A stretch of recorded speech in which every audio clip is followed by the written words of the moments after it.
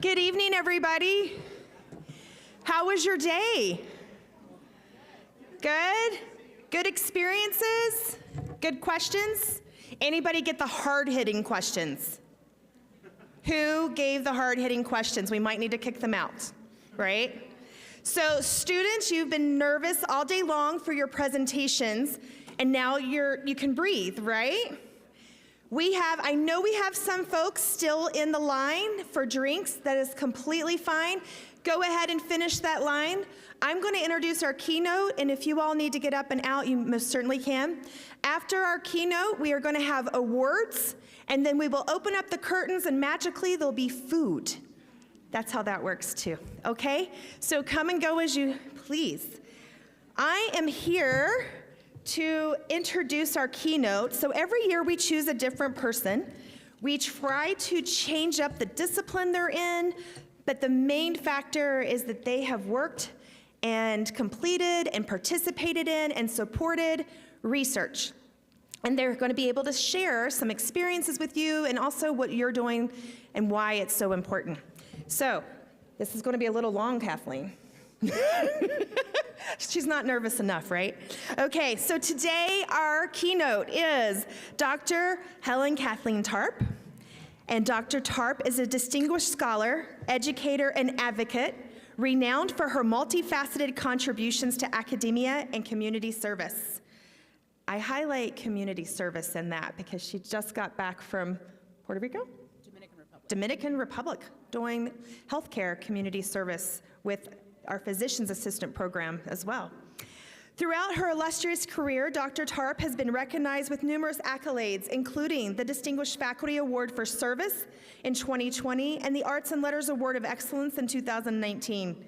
Her commitment to education and advocacy has been further acknowledged through honors such as the Hometown Hero Award and the Cesar Chavez Si se puedo, I know my Spanish is lacking, Student Advocacy Award in the same year. Dr. Tarp's academic journey is marked by a rich tapestry of qualifications and certifications. She has a doctorate in Romance languages from the University of New Mexico, a master's degree in Hispanic Studies and bachelor's degree in English from the same institution, and the University of Idaho from the same institution, respectively. Her thirst for knowledge extends beyond traditional academia, evidenced by certifications such as mental health first aid certification, community health worker certification, and showcasing her dedication to holistic community well-being. While expertise spanning medieval and pre-modern peninsular literatures, medical interpretations and translations, and community health education, Dr. Tarp brings a unique blend of scholarship and practical experience to her engagements. Her pioneering work in advocating for vulnerable populations, particularly in rural and Latin communities, has left an indelible mark on both academic and public health practice. Her commitment to excellence extends beyond the confines of her academic pursuits. She's a Quality Matters online course creation certificate holder, demonstrating her dedication to innovative and effective pedagogy. Moreover, her proficiency in medical interpretation, underscored by qualifications such as advanced medical interpretation and state court interpreter qualifications, reflect her commitment to breaking down linguistic barriers in healthcare. As our keynote speaker today, her insights and expertise transcend disciplinary boundaries, which was one of our goals for all of you today, offering invaluable perspectives on the intersection of literature, health, and social justice. Whether addressing academic audiences or community stakeholders, Dr. Tarp's impassioned advocacy for inclusive education and equitable healthcare resonates soundly for all of us. I am tired just listening to all the things Dr. Tarp has accomplished, and we didn't even list them all. So I am going to hand the mic and her presentation over to you. I hope that you gather valuable information, as I know you will. Were you going to use that? I'm going to use this one. Okay. There you go. I give you Dr. Tarp. Let me get this situated. And first of all, I just want to say thank you very much. It is an honor to be here with you today. And where's the little thingy to change that thingy? Ah, there's the little thingy. I come from a generation before we had these thingies. That's why I call them thingies, or thingamabob. I would like to thank you, and I wanted to say congratulations to all of you who've presented, all of you who've done these research projects, and you've done the research, you've got your data, and you've made the presentations. Congratulations to all of you. I walked around and looked at them, and I was dumbfounded by the depth and breadth of what you students are producing. So here's to you. When they asked me to be a keynote speaker, I think I had the same question for myself that anyone would ask. What can I share with these young, highly intelligent people who are 100 miles ahead of where I was at their age? And one thing I can share with you is my journey. Because life is not static, it changes constantly. Your research changes constantly. And I've had an interesting research journey. As you can see, my interests are varied. And that research journey has brought me a lot of rewards, a lot of friends, a lot of experiences, and it has had its own challenges. So I'm going to talk to you a little bit about my research journey, which in a way is a life journey. And then at the end, if you have any questions, feel free to ask. So first of all, what is a peninsular medievalist? Yeah, he's like, I don't know what that is. So my degree is, I have a doctorate, it's called Romance Languages, but really I am a medievalist, and my specialization is medieval peninsular literature, which means that peninsular means Spain, and what is now Portugal, and medieval means that period after the fall of the Roman Empire until about, 1500. So we're talking about a 1,000-year span or more of literature where people were picking pieces up after the catastrophic event that was the fall of the Roman Empire. In Spain, that's complicated by an invasion, so there's a lot of pieces to be picked up. These are the kinds of things I studied. Fragments, creations from that time period. This actually is Alfonso Savio, the only man I ever loved until I met my husband. And you're saying, yeah, he's dead. Yeah, well, when you're a medievalist, most of the people you're interested in have been deceased for a very long time. But what's great about medieval studies is it's a puzzle. What do? Well, I read Old Spanish, I read Old texts, I read some Latin, and I figure out puzzles. What happened? Where are the missing pieces? How did we get a Quixote? How did we get a Cervantes? How do we get from A to B to C? So when you are a medievalist, you're like a hound. You're a hound dog. And you go to dusty places, because remember, when I started my career, when I started my undergraduate, it was the first year they even had what is called a computer lab. We were still typing. So what I've seen in my career and in the past lives, it has been a revolution in many ways. But I was looking in the past and following trails and actually loving it. So, as you heard from my biography, I do a lot of work with other people, and I do a lot of work which crosses genres, you might say.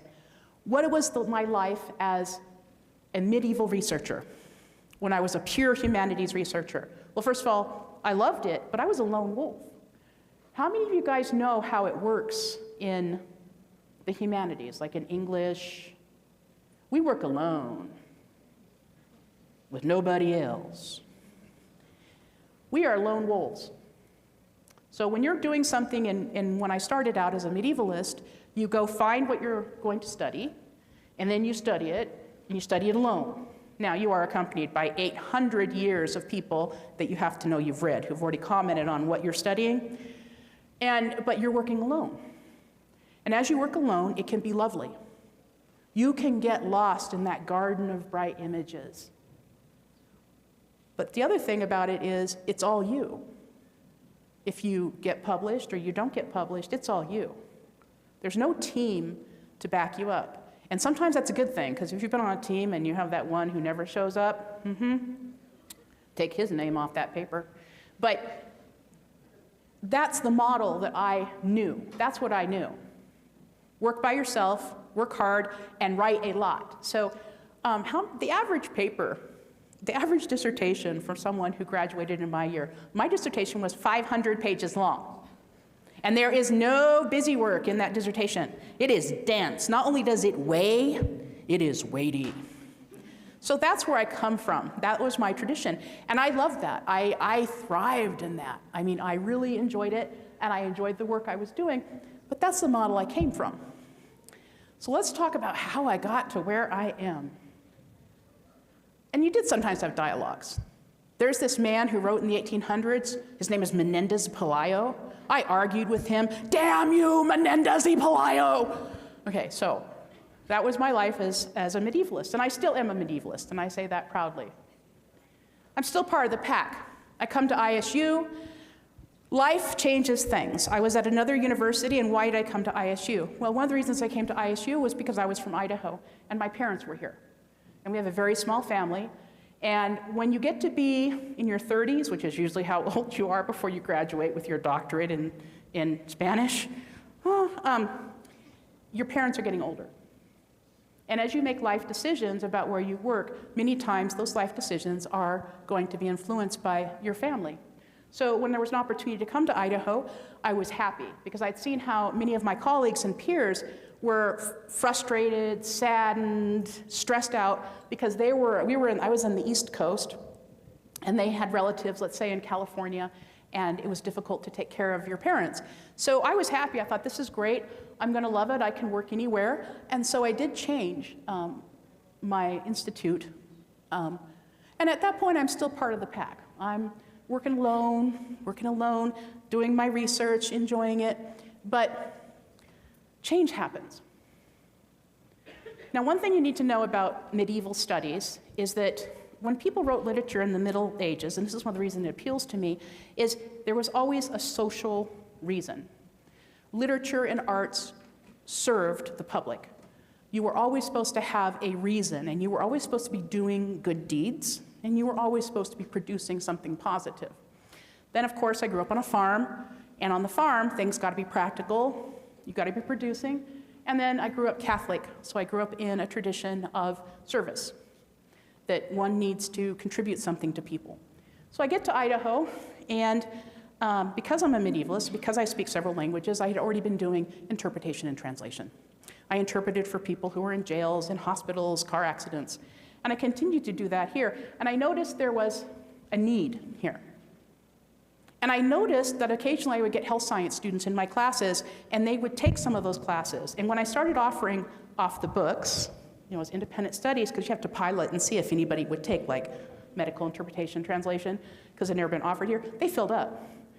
I ended up with 25 students in my first interp trans class. So I saw there was a need, and this is where you make research-driven decisions. I knew the numbers, I knew the demographics, and I also thought, wouldn't it be nice? Wouldn't it be nice if all these students who really want to help the people who speak Spanish had an opportunity to do that, and they could do that in a way that would be a program? They could get credit for it, they could learn it, we could offer it. But there wasn't one. There was no program. Not here, not in California. California always thinks it does things first. Ha! Not in California, not in Utah. Boulder said they did, but they really didn't, believe me. And so I decided to create something new. And I had to make friends and reach over into other colleges, because I wanted to find out what the health science faculty thought their kids could do and what they'd want. Because a lot of times in universities, you may not know this, but we're kind of in little silos. We have our little department, little cobwebs, we don't get out and meet other people. And this really forced me to meet other people and make friends and see what other people's priorities were. And it turned out to be, I've got to get this down. It's because I keep going to this side. And so I created a program, first program in the country, and I think it's still the only one. Even made like MSN Latin America. It's okay, a little applause, that's fine. Thank you. Oh, no. This was, and that motto, and I'm being a little naughty here because this is what our motto looked like before the branding started 10 years ago. So really, I think this is like illegal now. But this is what it looked like at the time, and since we're doing a retrospective, I'm going to show you what our t-shirts and things looked like at the time. And one of the reasons I wanted to show you this is because Servicio, Respeto, Compasión, that was the lema. I asked the students who were in that program in that first year, and I said, why are we doing this? What do you want to do it? And they said, this is why. This is what the motto of our program is going to be. And of course, a little play on word, compasión means with passion.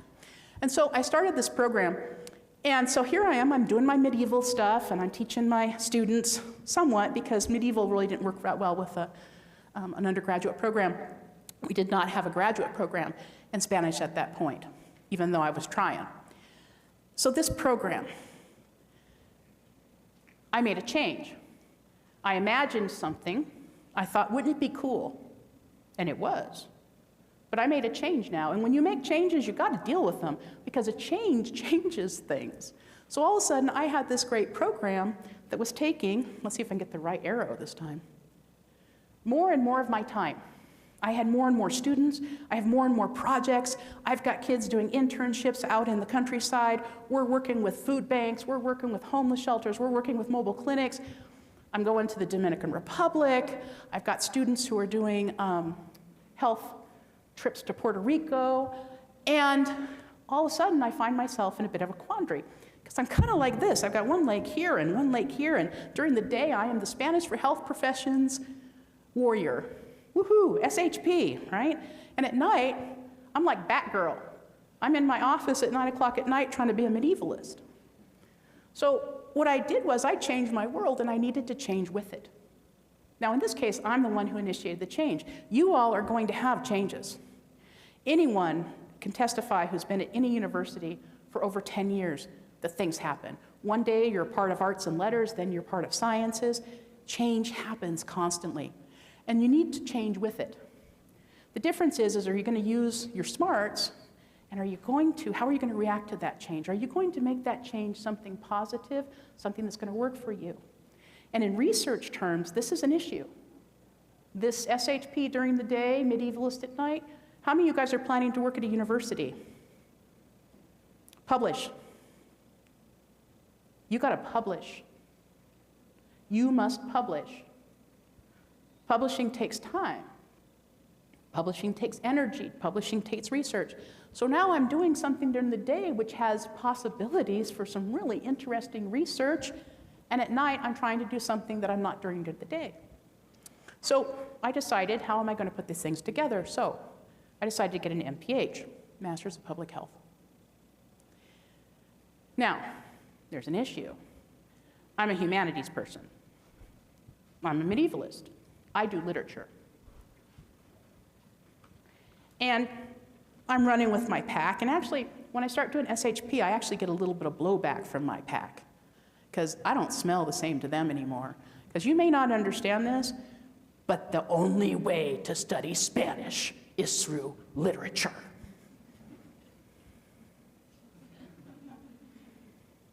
Okay, so I'm kind of moving away from my pack, and I love my pack, don't get me wrong. I love my pack. But I know what I know. I'm a medievalist. I'm in public health. But my mom once said something important to me. She said, don't let your education get in the way of your education. What does that mean? It means don't put yourself in a box. You're going to have a person with a degree. It's like nowadays we use person-centered language. We don't say a person that's a diabetic. We say that is a person with, you are a person with an engineering degree. Yes, I'm an engineer, but that does not define you unless you want it to. In every aspect of your research life, in every aspect of your service life, that is a part of you. Now, in the United States, we're very work-oriented. It could take up in that little pie chart of who you are. Traditionally, in the United States, it should take up 99%. But I decided, what the heck? I got a degree in medieval Spanish literature. I can get a degree in anything. So I went back and got my MPH. And I did this so that I could align my loves with research, because they liked me. The dean liked me. She thought I was a nice kid, doing a lot of work, doing a lot of service, teaching a lot of stuff, but she's like, you still got to get the research. New skills, same interest. But what I found out about this was, as I started getting into other fields and getting into another field, I found out we had so much in common.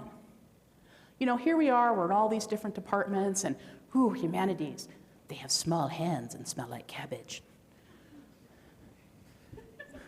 But really, when you start learning about research is the great, I don't want to say equalizer, but guys, research is the great bringer together of minds and people and interests. When you go and you start looking at the research that we do in the humanities and the research that we do in social sciences and the research that we do in mathematics and engineering, there are a couple things that are just the same. Our core values, I call it doing the right thing for the right reasons and in the right way. If you're in an art program, you might call it authenticity. If you're in the psychology program, you might call it ethics. But we're all here. Even people you're thinking, oh, like my brother, he's an engineer, he does concrete and stuff, but really he's building things for people. And everything he does is to make sure that what he makes is safe for people. We're all here because our business is mankind. I don't know if you've ever read Scrooge, and when you start that, and you start working with other people in other programs, and you realize that they have those same values, that builds trust. And pretty soon, you're finding that you're part of a larger community. You're not turning your back on anything. You're just becoming part of a larger community. So what I ended up doing was becoming an interdisciplinary researcher. And for me, it works all right. I've made partnerships, I've made friends, I have dear colleagues, and I find that my research, for me, is stronger. I find that my grant proposals are stronger for having multiple perspectives. I find that, and there's actually data on this. If you guys read about the reception of articles that have been written by interdisciplinary teams and teams that are from diverse backgrounds, people like those articles better. They don't know why, they just know they like them better. But I can tell you, if you're sitting at a table, this sounds like a bad joke, with a PA, a nurse, a social worker, a medievalist, okay, you're going to have a lot of creative people. And the other thing I'll say about interdisciplinary research is it really does allow creativity. Because if I'm working with PAs, they do PA stuff, but we get an interdisciplinary grant proposal that wants us to do a mixture of things, that wants us to look at the patient from a holistic point of view. So sure, there's the PA part, which you might think is traditionally, you know, the biomedical, but what you find out is that those people in the medical sciences are very creative. And they're hungry to do something creative. They're not allowed to do things creatively in clinic.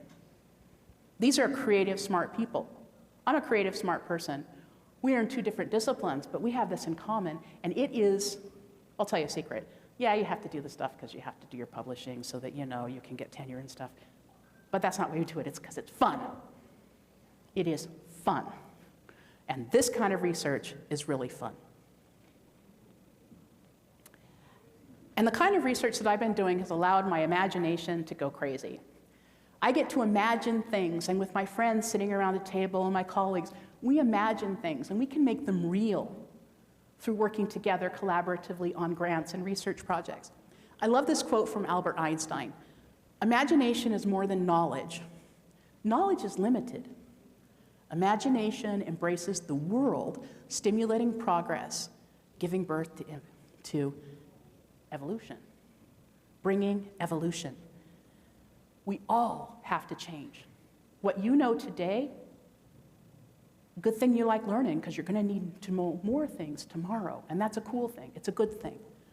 What you know is important, but what you do with it, and more importantly, that you don't let it, what you know, don't let it hold your mind in prison. Be free, and your imagination allows you to be free. So here's some ideas. So I have a group of people that I'm very privileged to work with, and I love grants. Okay, so when somebody like HRSA sends out a CFP, everybody know what a CFP is? Call for proposals. I don't see HRSA. When you think health and human resources, you're probably thinking big giant building, white dome, You know what I see in my mind? That big blue genie from the Aladdin movies. And if I rub his belly, he's going to rain gold on me and my friends, and we're going to have big fun. Grant writing. Do not be afraid to get out there and write a grant. Grants are manna from heaven. Yes, they are work, and you need someone like me who can write well, and you need someone like my friend Paula who can rein me in and remind me we have a word limit. These are some of the things that we've done together as an interprofessional team that, as a medievalist working by myself, I couldn't have gotten this kind of money or these kinds of projects. So the first one was a pipeline. We bought textbooks. We had research elements to it too on PA education. We bought textbooks for high school students. We paid for them to take certain exams to earn credit. We have hundreds of high school students that went through our pipeline program that ended up out of high school with over 22 solid, good credits. We introduced them to other experts in the health field. We took people out. We changed some lives there. Medical Spanish in the high schools. We had one young lady tell us, as we were talking about the project when it was over, and this was a young lady who spoke Spanish at home, and we asked her about the program, and she said, and she cried, she said, "This is the first time that I knew that speaking Spanish was a good thing." You can imagine a better world. You can imagine a better world in which being bilingual is prized, and people's cultural knowledge is prized. And you can dream that, and you can make it real. And you can also back it up with good, solid academic experiences for those kids, so that when they do decide to become a PA, they can do it. HRSA grant. This is another one from the Big Blue Genie. God, I hope the HRSA people aren't here. I don't think they'll be adopting it as their mascot. GRIT was another one. Working with physician assistant students. HRSA PA care is going on right now. We're working with in rural areas, making sure rural areas have PA students to do their rotations, making sure those students have stipends. We're providing stipends for different clinics, and all of these have a research. And then PA LEAP, which is the newest one. So right now, I think we have 3 of these going on. PA LEAP is all about training people to work better with people with limited English. So once again, these are all, and they all have something to do with Spanish. And then PCORI, which was a project where we went around to find out what people in the community, especially Spanish speakers, actually knew about prediabetes. The main point of all of these is all of these grants have made changes. And I'll talk about some of the things that happened. These grants changed this university. They changed the world you're sitting in. How? Research, working together, ideas, imagining, dreaming, making things happen. You can do it. I'm a farm girl from Idaho. You guys can do this too. Imagination is the beginning of creation. You imagine what you desire. You will what you imagine, and at last you create what you will. So research, grant writing, fun, and you can change your world a little bit. So, is it a picnic being an interdisciplinary researcher? No, and let me explain why. Because when you do things that are new, the structure sometimes isn't set up to appreciate you. And I'm not saying I'm unappreciated, I'm saying that there are little hiccups that you have to address. So for example, you all heard about tenure and promotion. It's like the Army. If you don't get it, they kick you out. So here I am. I have remember I have these medieval, they're like 40 pages. You want a copy? I think you'd love it. The 1556 Antwerp edition. Oh, I love some of the stuff I wrote. I went back through it and I thought, God, you're smart. No. I thought, God, you're wordy. How long is this thing? And 40 pages. So when I went up for tenure, they found people who, no one does what I do. So they had these people, I'm like, yeah, the first 3 papers, they were good, but this stuff about cervical cancer, did you send this to the wrong person? And it's so short, it's only 5 pages. I'm like, it was a longitudinal study. But anyway, so there are things like that, little hiccups where you need to make sure that maybe there should be extra people assessing your work. Because I've got 1 foot here and I've got 1 foot here. And remember, people know what they know. Spanish professors know what they know. They don't know the other stuff. So when you give them the other stuff, they're like, what am I supposed to do? So you want to make sure that when you're doing this interdisciplinary work, especially if you're at a university, that you have talked about how that's going to be assessed and how that's going to be looked at. Because we are creatures of habit. The universities were founded in the Middle Ages, okay? I know. I wasn't there, but I read about it. And then you're also going to find that most of the time, this idea we have that, other people may not value our opinion because we're in a different field, that's not always true. I found that when people are dedicated to research and they're dedicated to service, and they find out that you are the same, you're going to find some common ground. These are things that we changed here at ISU to our world.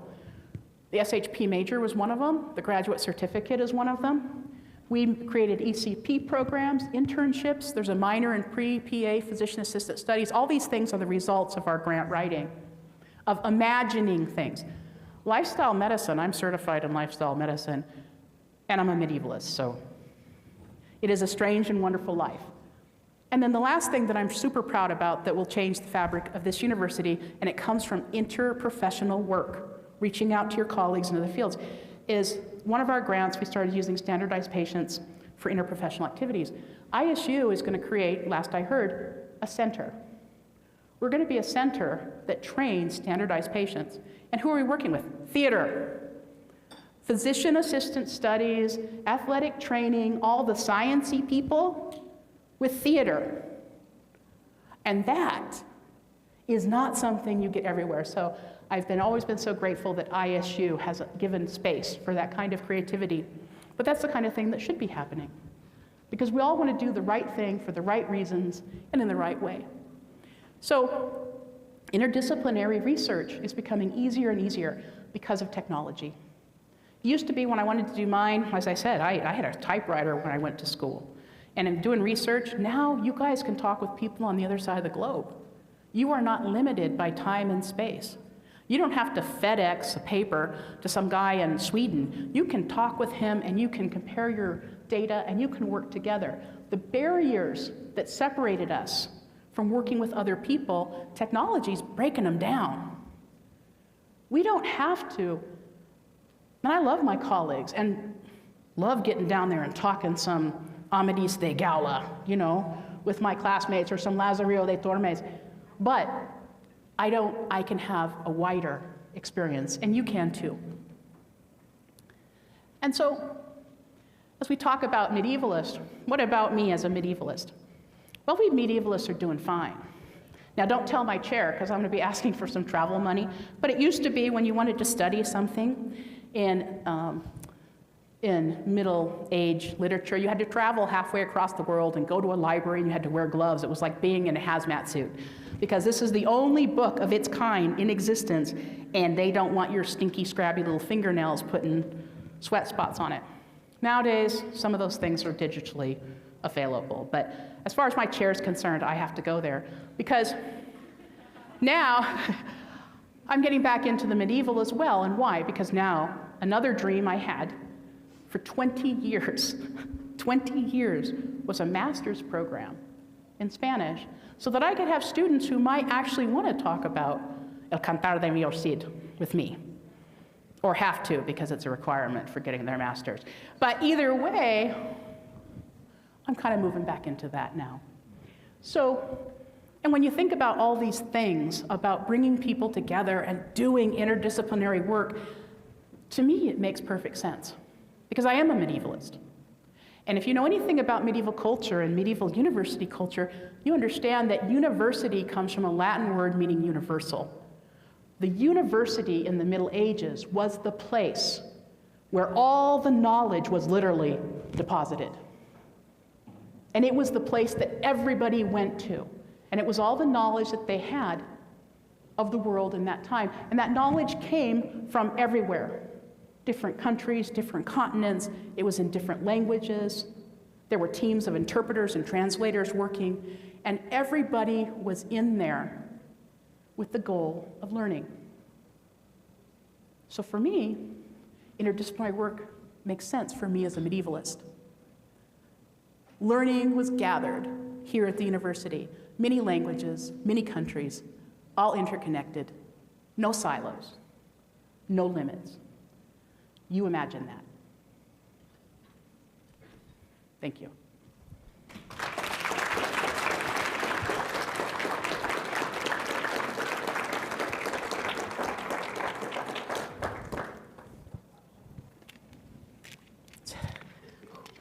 That was a little faster, talk a little fast, but thank you.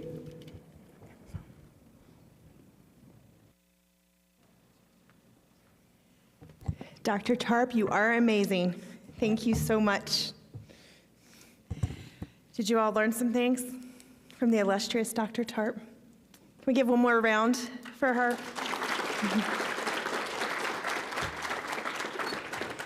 As students, I know you were super nervous today. We've talked about that. But I think Dr. Tarp would agree, and so would I. It never goes away. We're still nervous no matter what stage and microphone's in front of us, so it does happen.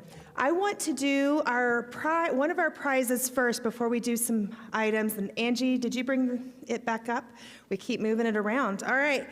So before we get to some of our closing remarks and the drum roll you've been waiting for, we're going to do one award. So scavenger hunt. Many of you participated in our scavenger hunt to get you moving and around and see different variations of research that we have and get your picture taken with Bingo Giving Day, so that way you could help promote supporting students and getting scholarship money, so that way we could support you and others. So we drew a name, and hopefully she's here. It is not required to be here, so we will not be drawing a second name if she's not here. Just pointing that out. Brittany Cornelson. Is Brittany here? Yay, you won the swag for the scavenger hunt. Congratulations. So I want to give a big congratulations to all of you for the efforts that you put into doing the work for today. Some of you are still on Zoom and joining us from afar, and many of you are here in this room. This is quite an audience for us. I really want to acknowledge the collaboration that we had to put this event together. When you are here working interdisciplinary, we are too. So again, the Kasiska Division of Health Sciences, the Office of Research, and the Graduate School worked together to create this big conference-style event for all of you, and we're very happy that you were able to participate. For those of you who are not students, I do want to give a plug. Bingo Giving Day has been going on, and the giving never stops. So if you are interested in providing donations related to student scholarships, make sure you go to isu.edu/give to help donate to support students like the ones you are sitting next to. So I do want to provide that plug, because why not? I would love to introduce Dr. Martin Blair, who is our Office for Research Vice President. He wants to say a few words.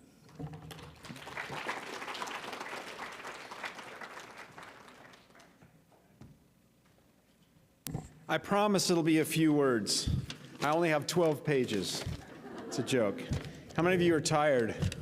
It's been a long day. Yeah, there are a lot of hands out there. I'm Marty Blair. I want to tell you what a great example you are, and thank you all for what you've done today. You are a great example of Bengal spirit.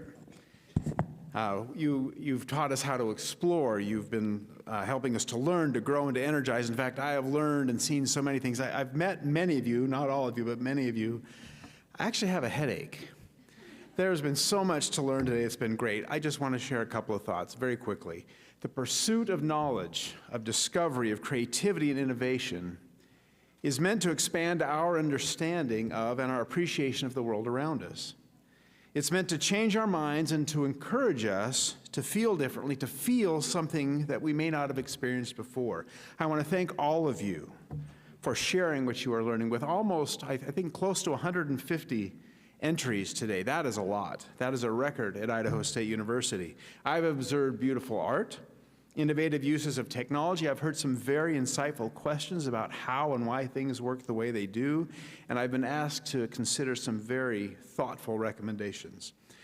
In the program, in the written program, I want to repeat something that I said there, and then I'll be done. It's this: that what you share today may be the beginnings of an intellectual journey that will keep you exploring for decades to come. So I ask you, all of you, to please keep learning, keep growing, keep creating, keep innovating, and please, please keep sharing.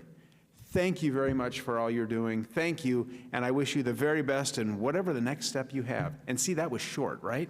That's good. Thanks.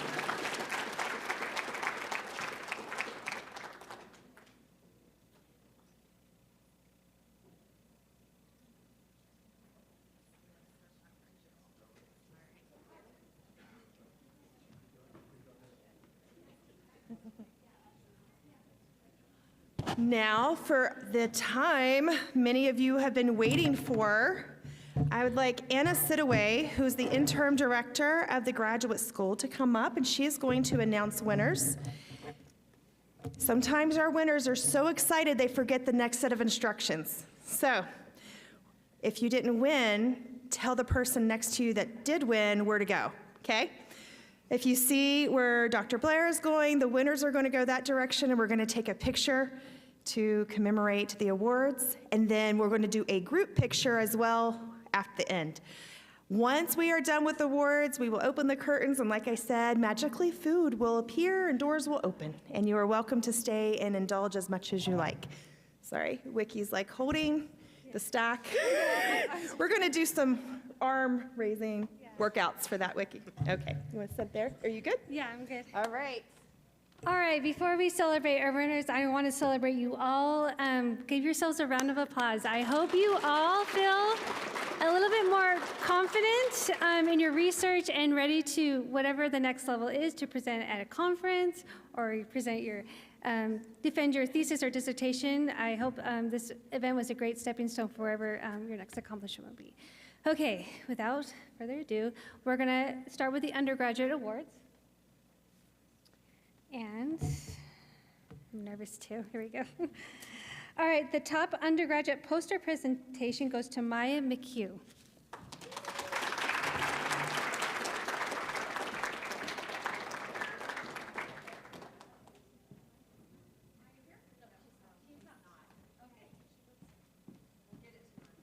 Okay, thanks, Vicki. All right, up next we have top undergraduate oral presentation goes to Sydney Thomas. Sydney?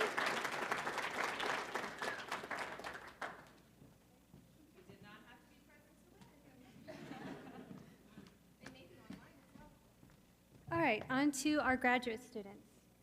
We have 6 subject categories in creative works and the top poster and oral. So we'll start with top graduate presentation in creative works goes to Eden Go. Eden Go.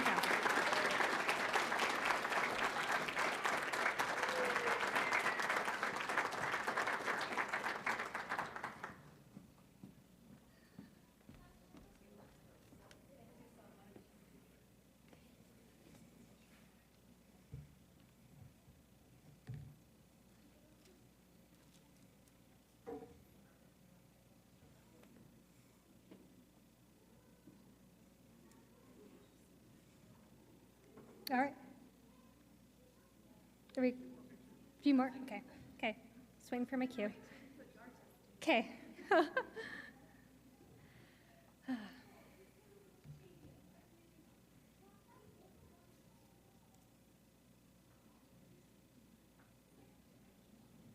All right, congratulations.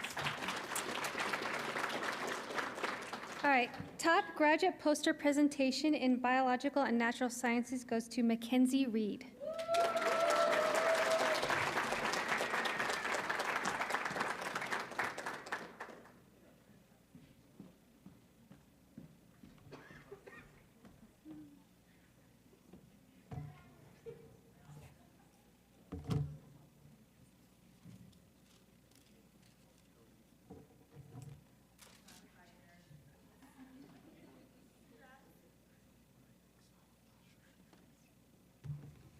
All right, up next, top graduate poster presentation in business, economics, and public administration goes to Rianne Binti Kamal. Did I pronounce your name right?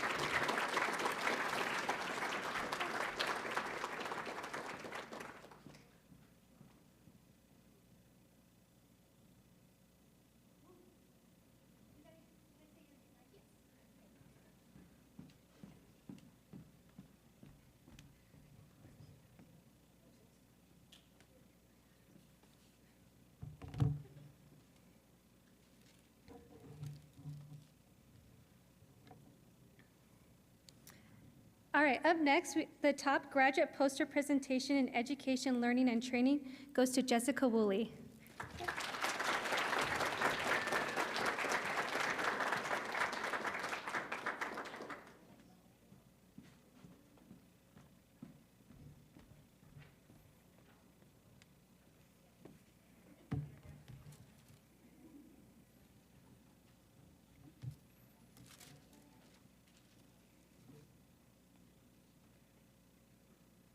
All right, top graduate poster presentation in engineering, physical, and mathematical sciences goes to Dali Marie Delgado Maisonet, right? Okay. Yay.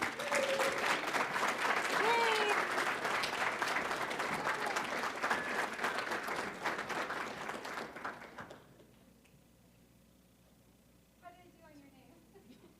Pretty good. Okay. Close enough. Practice.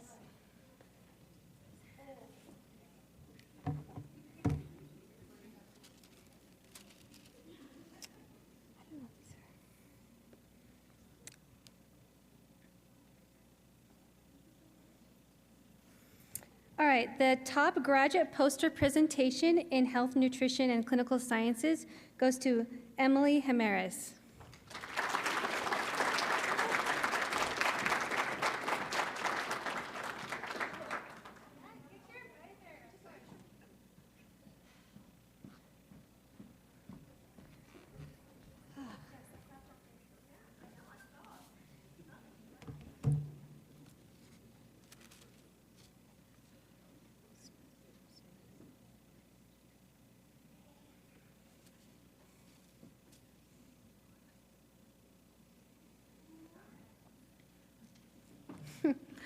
All right, up next, the top graduate poster presentation in humanities, behavioral, and social sciences goes to Morgan Musquez.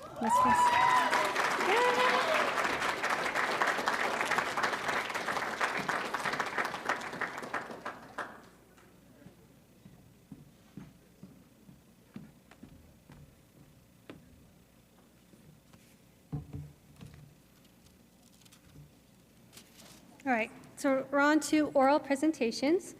The top graduate oral presentation in biological and natural sciences goes to Christopher Nicolette, which I believe he's online in Meridian. So I'll set this here. Congrats to you. All right, the top graduate oral presentation in business, economics, and public administration goes to Rian Binti Kamal again.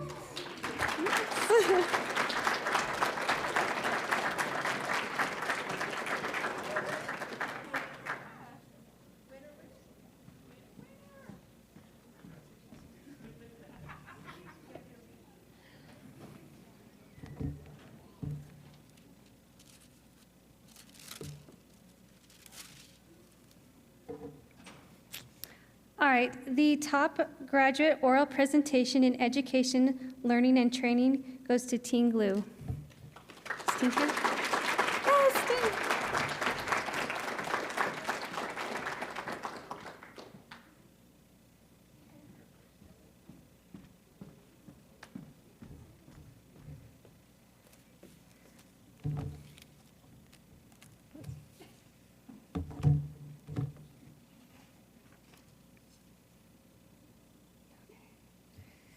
All right, the top graduate oral presentation in engineering, physical, and mathematical sciences goes to Constantine Nuchama.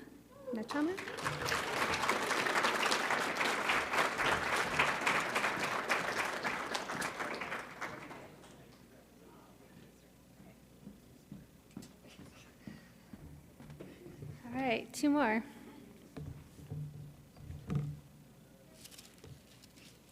The top graduate oral presentation in health, nutrition, and clinical sciences goes to Blair Richland.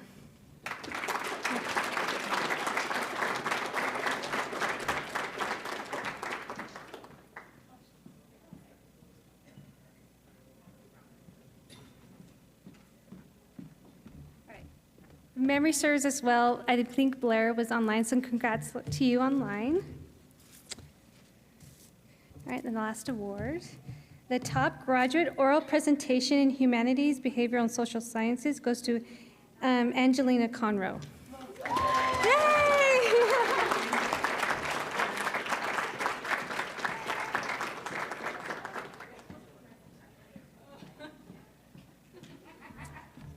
All right, and that's it for awards. Let's give ourselves a round. You can closing remarks. Okay, congrats to y'all.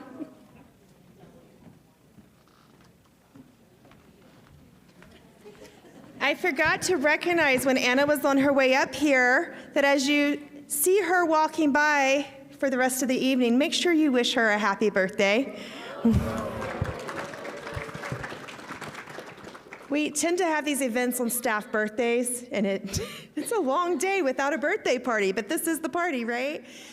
Oh, I will do a plug for anyone who's an undergraduate student. As you watch the graduate student get their awards, the awards are bigger and better. We give $1,000 to those students.